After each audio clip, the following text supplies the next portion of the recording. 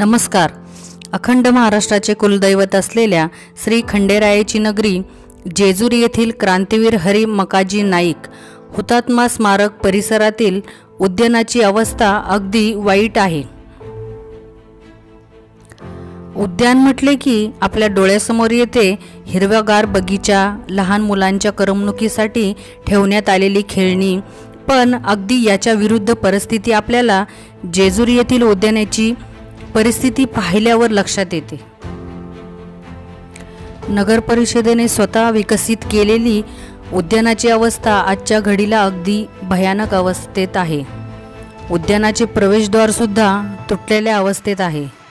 उद्यानात फेरफटका मारल्यानंतर उद्यानाची उतरती कळा लक्षात येण्यासारखी आहे।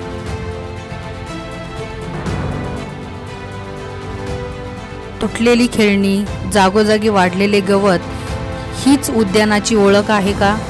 संपूर्ण जेजुरी शहरातील लोकांना करमणुकीसाठी असलेले एकमेव ठिकाण म्हणजे जुनी जेजुरी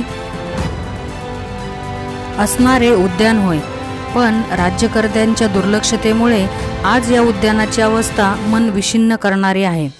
विकास व स्वच्छतेचा डंका सांगणाऱ्या जेजुरी शहरातील हा विरोधाभास विचार करायला लावणारा आहे।